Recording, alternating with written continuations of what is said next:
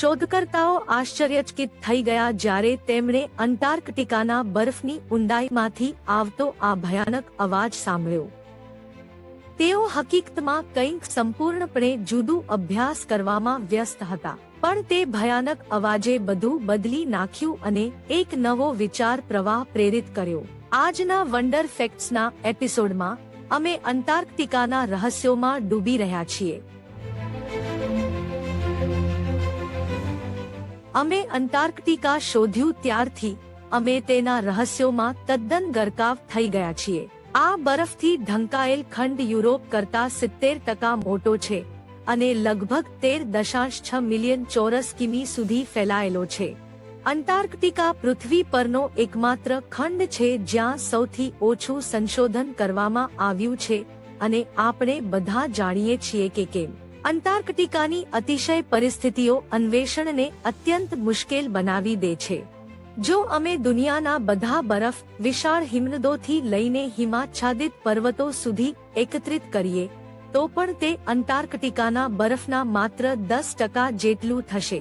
હવે તમે કલ્પના કરી શકો છો કે અંટાર્કટિકાનું હિમસ્તર કેટલું વિશાળ છે. છેલ્લા કેટલાક મિલિયન વર્ષોમાં અહીં સતત હિમ એકત્રિત થતો રહ્યો છે અને ઘણા સ્થળોએ તે 4.7 કિલોમીટર સુધી ઊંડો છે.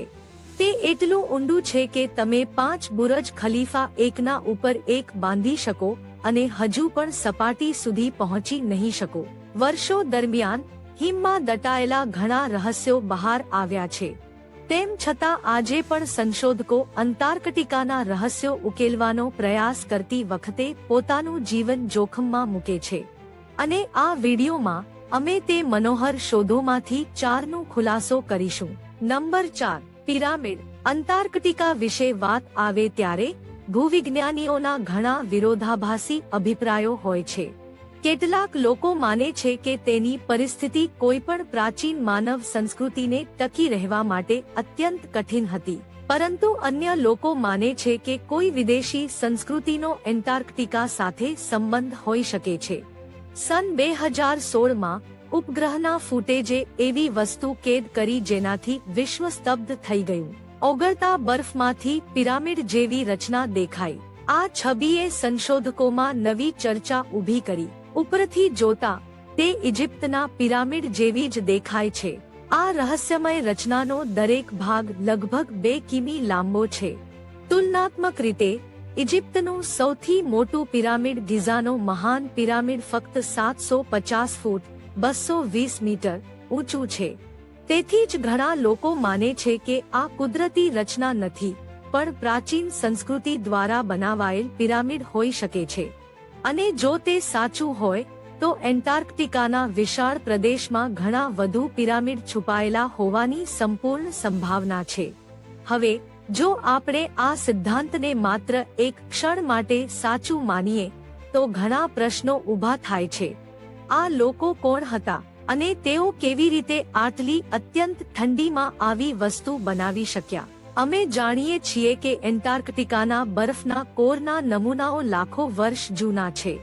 તે દર્શાવે છે કે એન્ટાર્કટિકા લાખો વર્ષોથી જામી ગયું છે, જેના કારણે જીવનનું અસ્તિત્વ અત્યંત અસંભવ બની ગયું છે. 2017માં જર્મન ભૂવિજ્ઞાનીઓના એક જૂથે એન્ટાર્કટિકાના વિવિધ ભાગોમાં કોર ડ્રિલિંગ કર્યું અને પરિણામો ચોંકાવનારા હતા. તેમણે છોડના જીવન અને વૃક્ષોના નમૂનાઓ શોધ્યા જે હજારો વર્ષોથી હજારો ફૂટ બરફની નીચે ફસાયા હતા. હજુ વધુ આશ્ચર્યજનક શું છે? આ છોડ સામાન્ય રીતે ઉષ્ણકટિબંધીય વરસાદી જંગલોમાં જોવા મળતા પ્રકાર જેવા હતા.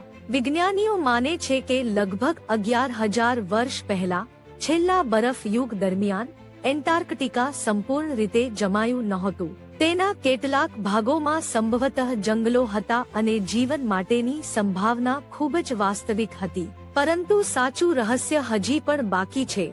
અમે જે ઉપગ્રહ ચિત્રોમાં જોઈ રહ્યા છીએ તે ખરેખર એક પિરામિડ છે. ત્યાં જઈને જમીન પર તેની પુષ્ટિ કરી શકનાર કોઈ નથી. તોય એક વાત ચોક્કસ છે, એક વખત એવું સમય હતું જ્યારે એન્ટાર્કટિકા લીલાછમ અને જીવંત હતું. નંબર 3, અજીબ અવાજ.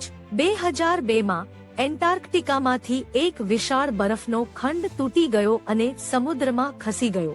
આ બ્લોક, જેને લાર્સન બી કહેવામાં આવ્યો હતો, 3250 ચોરસ કિલોમીટર પહોળો અને લગભગ 220 મીટર જાડો હતો.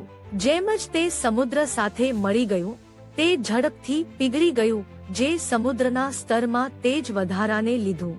શોધકોએ શંકા વ્યક્ત કરી કે ખંડથી તેના અલગ થવાનું મુખ્ય કારણ ગ્લોબલ વોર્મિંગ હતું. આવું જ આપત્તિ અટકાવવા અને સમુદ્રના વધતા સ્તરને મોનિટર કરવા માટે વૈજ્ઞાનિકોની એક ટીમ એન્ટાર્કટિકાના ઉત્તર ભાગમાં રોસ આઇસ શેલ્ફનો અભ્યાસ કરવા ગઈ. તેમણે બરફની અંદર ઊંડે 34 અત્યંત સંવેદનશીલ સેન્સર સ્થાપિત કર્યા. હેતુ એ હતો કે આ વિશાળ બરફના ખંડો કેમ તૂટી જાય છે અને તેને કેવી રીતે રોકવું તે સાચે સમજવું. જેમ રણમાં રેતીના ટેકા હોય છે, તેમ એન્ટાર્કટિકામાં બરફની પટ્ટીઓને સ્થિર રાખવામાં મદદ કરતી હિમની રેખાઓ છે. આ સેન્સરનો ઉપયોગ કરીને વૈજ્ઞાનિકો બરફની પટ્ટીની ભૌતિક રચના અને ગુણધર્મોનો અભ્યાસ કરી રહ્યા હતા. પરંતુ તેઓએ મેળવેલા પરિણામોએ સમગ્ર વૈજ્ઞાનિક સમુદાયને ચોંકાવી દીધો. સેન્સરોએ એક અવિશ્વસનીય વાત જણાવી: રોસ બરફની પટ્ટી હંમેશા પોતે જ કંપે છે અને અંદરથી એક અજાણી અવાજ આવે છે. આ અવાજની આવર્તન માત્ર 5 હર્ટ્ઝ છે.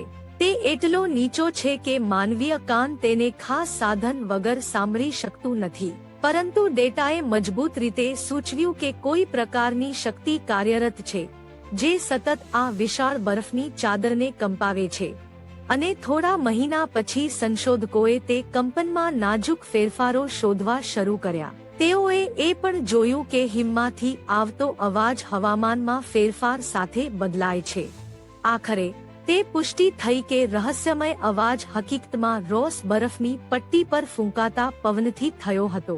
શક્તિશાળી એન્ટાર્કટિક પવનની દિશા બદલાતા બરફમાંથી આવતો અવાજ પણ બદલાયો.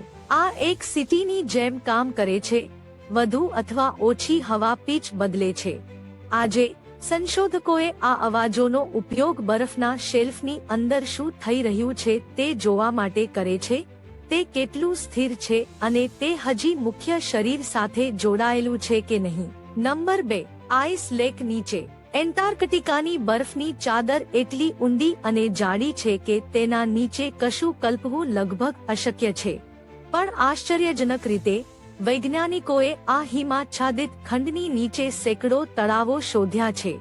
પહેલું ભૂગર્ભ તળાવ 1970ના દાયકામાં રડાર ટેકનોલોજીનો ઉપયોગ કરીને શોધવામાં આવ્યું હતું. અત્યાર સુધી સંશોધકોએ 400થી વધુ બરફની નીચેના તળાવો ઓળખ્યા છે જ્યાં પાણી હજારો વર્ષોથી જમતું નથી. આમાંથી સૌથી મોટું વોસ્ટોક તળાવ છે, જે રશિયન વૈજ્ઞાનિકોની ટીમ દ્વારા શોધવામાં આવ્યું હતું. આ માત્ર અંટાર્કટિકામાં સૌથી મોટું તળાવ જ નથી, પરંતુ ઘનફળ દ્વારા દુનિયાનો ત્રીજો સૌથી મોટો તળાવ પણ છે.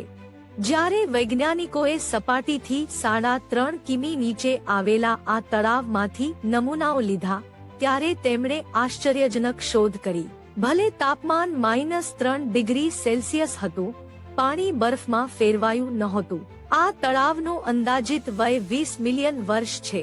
સન 2014માં સંશોધકોએ વિલાન્સ તળાવમાં એવા સૂક્ષ્મજીવો શોધ્યા કે જે પૃથ્વી પર ક્યાંય અન્યત્ર અસ્તિત્વ ધરાવતા નથી. આ અજુબા જીવોએ ક્યારેય તાજી હવા શ્વાસમાં લીધી નથી કે સૂર્યપ્રકાશની કિરણ જોઈ નથી. ત્યારે પણ તેઓ સંપૂર્ણ એકાંતમાં જીવતા રહેવામાં સફળ થયા છે. તો તેઓ આ કેવી રીતે કરે છે? વિશેષજ્ઞો માને છે કે તેમની મુખ્ય ઉર્જા સ્ત્રોત તળાવની તળિયાની નીચેમાંથી ઉપર આવતો મિથેન ગેસ છે. નંબર 1. એરેબસ પર્વત. શું પૃથ્વીના સૌથી ઠંડા સ્થળે આગ હોવી શક્ય છે? કલ્પના કરવી મુશ્કેલ છે, પણ તે સાચું છે. અંટાર્કટિકા અનેક જ્વાળામુખીઓનું ઘર છે. ફક્ત રોસ ટાપુ પર જ 4 જ્વાળામુખી છે, અને માનો એક એરેબસ પર્વત હજુ સક્રિય છે. 3800 મીટર ઊંચો આ જ્વાળામુખી છેલ્લા 13 મિલિયન વર્ષોથી લાવાથી ઉકળે છે. અંટાર્કટિકામાં સક્રિય જ્વાળામુખીઓની હાજરી ખરેખર કુદરતના સૌથી મોટા આશ્ચર્યોમાંનું એક છે. આ જ્વાળામુખી એટલો દૂર છે અને હવામાન એટલું જોખમી છે કે ત્યાં પહોંચવું લગભગ અશક્ય છે, પરંતુ 2013માં વૈજ્ઞાનિકોના એક જૂથે એરેબસ પર્વતની ચોટી પર સફળતાપૂર્વક પહોંચનારા પ્રથમ બન્યા. તેમના આશ્ચર્ય માટે તેમણે જ્વાળામુખીના અંદર જીવંત સૂક્ષ્મજીવો શોધ્યા. એવું માનવામાં આવે છે કે આ અજાણી જીવસૃષ્ટિઓ પૃથ્વી પર ક્યાંય નથી, ફક્ત અંટાર્કટિકામાં જ છે. અમે આશા રાખીએ છીએ કે તમે આ વિડીયોમાં અંટાર્કટિકા વિશે કેટલીક ખરેખર દંગ કરી નાખે તેવી હકીકતો શીખ્યા હશો. જો તમને રસપ્રદ લાગ્યું હોય તો તમારા મિત્રો સાથે તેને શેર કરવાનું ભૂલશો નહીં. નીચે ટિપ્પણીઓમાં તમે શું વિચારો છો તે અમને જણાવો. અને જો તમે આવી વધુ વિડીયોઝ ઈચ્છો છો તો અમારી ચેનલને સબસ્ક્રાઇબ કરવાનું ખાતરી કરો. વિડીયો જોવા બદલ આભાર.